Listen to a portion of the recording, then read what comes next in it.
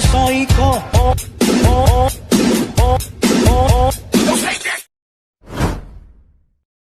What's up sa inyo mga kasoy?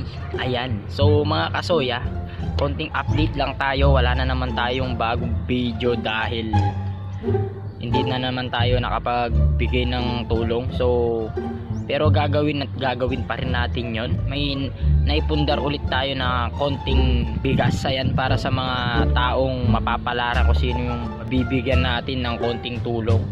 So ngayon mga kasoy, kaya ako nag-vlog dahil wala nang intro, sasabihin na natin. So nagkakaproblema tayo ngayon, ayan. Hindi ko alam kung bakit, ayan. Dahil about to sa ating Google AdSense. So yung nga mga kasoy, dahil yan sa ating Google AdSense pin. Ayan, so tagal na nating na-monetize. So hindi pa dumarating. Talagang hindi na bago sa inyo yan dahil madaming nagrereklamo nga dyan, lalong-lalo na mahirap yan dito ka sa Pilipinas mismo. Hindi talaga mapapadala yan kung hindi ka magmamanual. Ayan. So ngayon mga kasoy, naisip-isip ko okay lang sa akin na hindi natin maabot yung sumahod tayo sa pag-YouTube.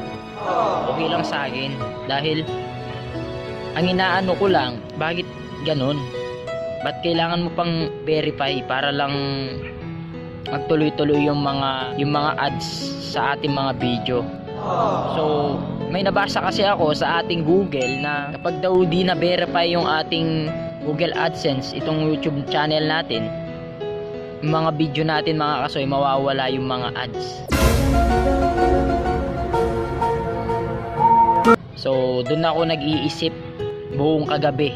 Ayan, yun yung iniisip ko mga kasoy. Kaya di ko alam kung tatama rin o itutuloy natin to. Basta gagawin natin mga kasoy. Bahala na kung hindi natin ma-verify o makuha yung pin natin, tutuloy pa rin natin. Bahala na kung mawawala yung ano natin, mga ads.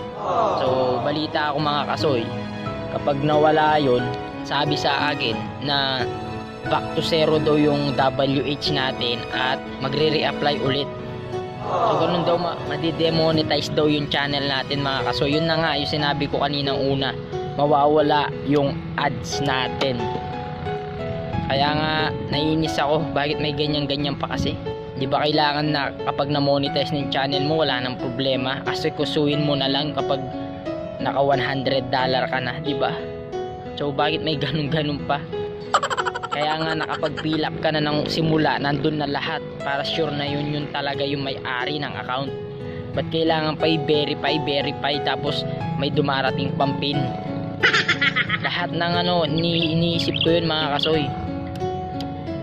Hindi ko alam kung hanggang dun na lang talaga tayo sa pag-vlog. Itutuloy pa ba natin o hindi na? Yun yung iniisip ko mga kasoy.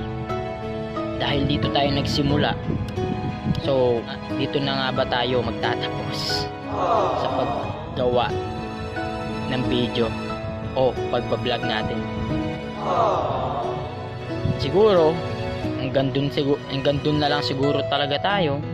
So kaya ganun tayo din nakakapag-upload mga kasoy. Iniisip ko yung pin na yan na para i-verify yung YouTube channel natin. Ganun kahigpit. So bahala na. So hanggang saan tayo aabot, hindi ko alam kung ano pa yung mga naiisip kong nakakawalang gana, promise. Nakakawalang gana mga kasoy, sa totoo lang. Kasi madami kang pinagdaanan hanggang mag 200, hanggang mag 500, hanggang mag 1K. So pati sa watch hour ay hirap tayo na para maabot yung pagka-monetize yung channel natin. So tapos ito na naman yung challenge na harapin natin mga kasoy. Talagang napakahirap.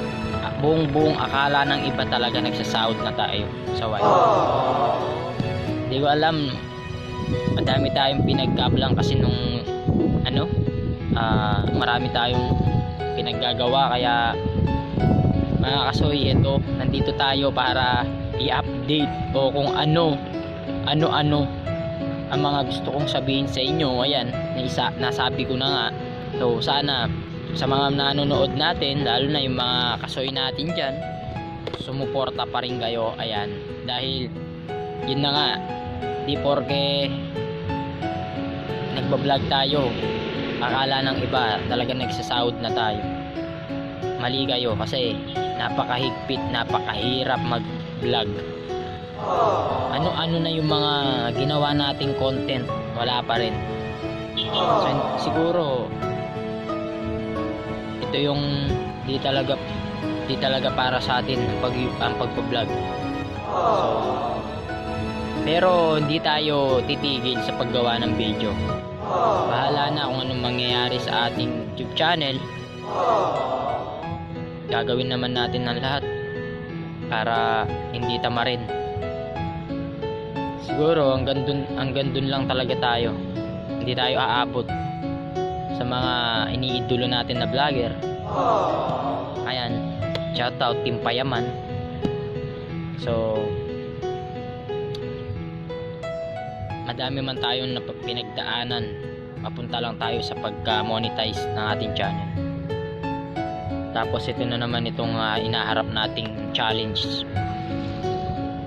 So nabasa ko rin na may 1 buwan na lang ako para may mga ads ang ating mga video. Kaya may 1 buwan na lang tayo para may mga ads yung mga video natin. So siguro kung tapos ng 1 buwan, tapos makita natin yung mga video natin wala nang ads, di ba? Tatama rin tayo mga kasoy. Yung tipong nagbablog nga tayo pero may nakakapanood pero hindi kumikita yung mga video natin. Siyempre, sino naman na hindi mawawalan ng gana, di ba mga kasoy?